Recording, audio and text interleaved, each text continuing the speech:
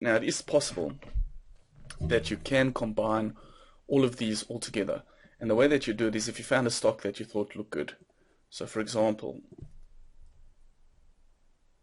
in this particular stock over here, let's say that you saw the stock and that you wanted to get involved because you believed that it was going to go higher. So for example, in this particular case, if you saw that the stock was going higher and you wanted to trade it, and you wanted to use all of these strategies, how would you actually do that? Now this depends on how much capital you've got, what your goals are, and that sort of thing. So it is possible to combine all of these together, and this is what I'm going to tell you now. So on a long-term chart, this is a 3-day chart. You could use a weekly chart. So let's say on a weekly chart, you saw this candle pattern over here. So crossing the 50-day moving average, MACD, all your indicators are, showing that the stock looks like a pretty good buy. Okay, so now you want to know, I want to get involved in a stock. So you could buy 100 shares. Okay, so the 100 shares would have taken you up and made you, this is just an example, 100 shares you probably wouldn't do it because you'd only buy 4 shares or 5 shares, and at this price probably 8 shares you would have probably bought, just a rough calculation. So let's say you spent $1,000, whatever figure you want to use. So you put $1,000 into the market from a purely investment point of view. So you're only looking to hold this for several months, and this was from May. That's the 5th or the 11th, so that's about the 11th of May. So the 11th of May you purchase a stock from an investment point of view. Now if you wanted to day trade it, swing trade it, and combine the strategy, so you've entered your first position and you know that your first part of this entire strategy is you are looking to make a long-term profit. Now it's important to realize the saying is the trend is always your friend. If you're going to be trading this strategy and the stock is looking bullish, you don't just want to be shorting the stock every time that you see a little bit of a sale on a intraday basis, day trading basis, or momentum basis. So let's say if you wanted to swing trade the stock, going back there. So we are here in May. So you entered your position in May, and you now also swing trading it. So you could have been, you've got your main position which is on, and then you're looking to now enter a whole new position. And so from a swing trade basis, you could have sold short when you saw this major selling signal over here, and you could have actually gone into about the 15-minute chart in that period back in May, and you could have shorted it for 1 or 2 days from an intraday basis, to then cover your position. So on an intraday basis on this candle here, you would have gone into the day chart. So you'd have looked at this chart on an hourly or 2-hour basis or 3-hour basis, 10-15-minute basis. So from a day trading perspective, we've got now to manage trades within a trade. So once again, just to reiterate, you've got your main trade which you put on back in May. You aren't touching that. That is one order that you've put through to your brokerage firm. Now you want to swing trade this as well. So what you could do is you can now, for the swing trading component, you could go into the hourly charts and capture a small profit in and out during the day. The problem with this strategy of combining all of this is that unfortunately you're going to pay brokerage fees.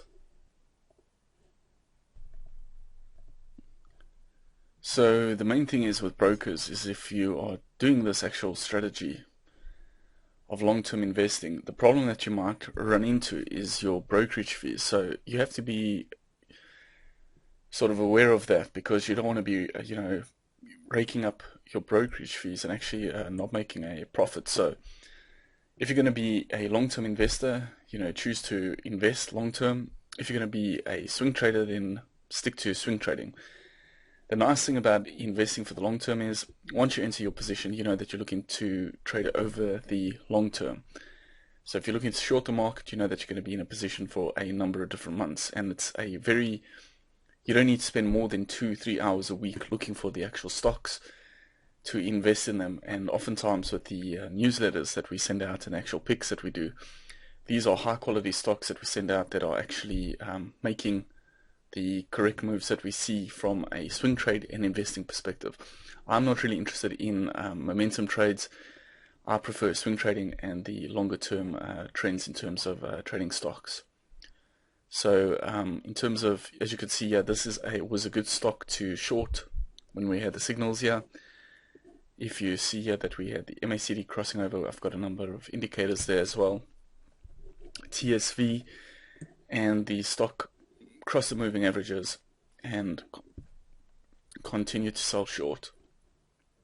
In terms of a return on investment, if you had shorted the stock all the way back there, there would have been a 173.4% move in, I believe it's just over 7 months, so not bad. I mean, most people don't even get a 12% return on investment from the mutual funds. So, and if you had used options to actually buy a put during this time, over 2-3 months, even if you had your put had expired over that period, that's still 54%. Now, in terms of an option, depending on whether it's in the money, at the money, out of the money, in terms of out of the money stock, for every 3.5 to 4% of the actual stock move, you're looking at a 66% return on investment from an out of the money put. So if you work it out, this would have been in the hundreds of percent in terms of the actual stock or option price based on the actual price of the stock. So it's really important to know the difference between whether you're a day trader. If you've got a job, day trading is not going to be for you. If you are a momentum trading intraday trader, also again, your job is going to be the main thing that's going to maybe cause you a bit of concern. I mean, from a momentum perspective, if you're looking at for example, a 4-hour chart, like for example, if you saw this huge move to the downside, yes, you could have shorted the stock. You'd have been in this position over 19 days if you're looking at the 4-hour chart. If you're looking at the hourly chart, maybe you entered the stock, the actual stock over there when you first entered the position or the trade, or if we want to look here on this side, as you can see, the stock is going up. So at the moment, as of today, the stock seems to have sort of found a bottom, and we can also see that the stock is at a previous support, which might be a really good time to buy this actual stock as of today, Evolent Health, because we know that in the past when the stock has come to this level, it's gone up in price. So it went from this price back in 2016 all the way to $28, and over here that's $8. So this might be a good stock to get involved in now. I'm not sure. We do see on a day position, I mean, it's crossed its main moving averages. We are crossing an 11 moving average right now. MACD is gradually moving up. Money stream is turning up. We do get a positive in terms of volume. Volume is looking pretty good. In terms of an hourly chart, this is where momentum gets involved. So if you saw this stock over here and you thought you wanted to go long, well, you would have been in the stock now for 2 hours, maybe a little bit too short. In terms of a 2-hour chart, if you had got in over here, you'd be waiting, and you'd have already made 2%. So it's not a huge amount, but you'd be looking at for momentum plays, if you've got the time. If you've got the time to look at a 4-hour chart, or at the end of the day, for example, you saw the stock being sold off. We know that when stocks get sold off so strongly, they usually recover a slight bit in terms of some buying comes into the market, but if it's been a strong move through strong moving averages, we can expect that the stock will actually get sold off. So knowing that if you were a momentum trader, you would be looking to enter the trade over here, again to the downside, knowing that if it's been sold off strong, there's usually a pullback, and then it's going to be sold off again. Pullback or bounce. So if you had entered it there, you would have made a 20% return on investment in 6 days. So I prefer to look at the daily charts. If you're busy working, you've got a full-time job, you want to be looking at the daily, 2 days, 3-day, weekly charts to really get involved with it. You could also look at monthly charts. Monthly charts, of course, every single candlestick pattern that you're going to see is going to be a monthly chart. So that's a downside to looking at monthly charts. But again, it depends on your risk tolerance. Everything here boils down to your risk tolerance. How much are you looking to risk? And what is your actual profile? So if you're busy, I would suggest, you got a job, you got a family, swing trading and investing, it shouldn't take you more than 1 to 2 hours per week. You can do this on the weekend as well. Look at stocks for swing trading and investing. Again, swing trading can be anywhere from 1 day up to 2 weeks, 3 weeks. Investing can be anywhere from a month to several months. And just to show you, if we look at a few more charts, maybe we can actually see some examples where you could have gone long or short. So for example, here we go. Here's a good chart that you would have looked at in terms of trading. If you saw this chart in April, you thought it was a good buy, you could have entered the stock chart and you would have made 3.1% in 2 months.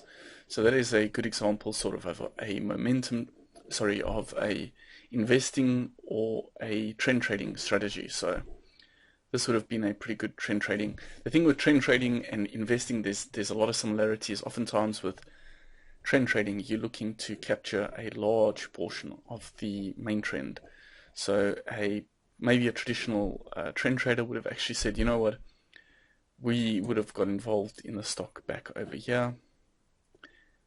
That would have already been in 2017, I believe, or 2016. So, if you had got in over here at $8, today the stock is at $28. It would have been 2.9 years, but still you'd have made 233%. So you can combine the investing side and swing trading. So if you saw this actual stock and you liked it, for example, this would be a really good example to use. So let's say you saw the signals over here and you wanted to actually enter the trade for a long-term trade. So you could have bought and kept on adding to your position all the time. And then when it came to swing trading, if you saw that this portion of the trade looked good to buy a swing trade position, you could have bought heavily over here, closed out of that while still holding on to your main position of the actual stock. So that is one way to do it. And those are the main styles. So if you're busy, if you've got a job, stick to swing trading and investing. These are the main, and a lot of, the problem with day trading is that the amount of brokerage fees that eat into your profits. Whereas with swing trading, yes, you might be opening and closing positions a few times, once or twice a week. With investing, you might be closing out positions every 2-3 weeks. So if you take the average broker commission of $15 round trip, it's only going to be $15 to enter the trade. Swing trading, you might spend double or triple that over the month. But in terms of day trading, you could be opening and closing positions, spending $15 per day. So if you're busy, it's going to be very difficult to manage and monitor these sort of trades, and you could actually find that you lose money. A lot of people, they want to quit their jobs and do day trading and swing trading. And I can tell you, as someone who has working from home, being solitary is not the easiest thing. It's a dream that most people have. There's a reason that most people die once they retire within 3 years. That is because the solitude is extremely, extremely difficult to deal with. And I would not suggest it to the average person who likes to be social. If you're looking to participate in the market, I would suggest swing trading and investing. The two styles complement each other. You're using the same buy and sell signals. You're not too close to the market. Hourly fluctuations are going to still keep you in a trade. So yes, swing trading and investing are for people who still want to participate in the market, but want to still have a job on the side and keep that going. I know a swing trader who makes $6 million a year trading from Thailand, and there's another trader which I know which made just in under 2 years $2 million. All they did was swing trade. They did use options. They do both trade options, but they use these two styles of trading: swing trading and investing. Most of the best traders in the world use a combination of swing trading and investing. Day trading, it's very, I won't say that it's very difficult, because the same rules apply, because the stock market is fractal. In terms of what works on an hourly chart is still going to work on a 5-minute, and a daily, a weekly, a monthly. The same principles apply. The problem is with day trading, like I say, you're going to be at home by yourself, you've got to sit in front of a computer, you've got to monitor the trades, and it's just, for me, it's a personal preference. There are people out there that prefer day trading, and again, it goes hand in hand with your personality. What is your own personality? What are your preferences? What are your strong points? You know, some day traders say that it's crazy to leave your money in the market for over a day or two. Whereas a swing trader and investor, a swing trader will say, well, I'm not going to manage my trades on an hourly basis or on a 5-minute or 15-minute basis. And an investor might say, I'm not even going to manage my trade. Once it's on, I'm not going to touch it for weeks on end unless I see that something is fundamentally wrong. So that's it basically for the different styles of trading. I hope you enjoyed it. A little bit of a long video. I hope you got something out of it. If you want to find out more, if you want to get free penny stock picks and stock picks, which include options, sign up to the site below and you can find out more information.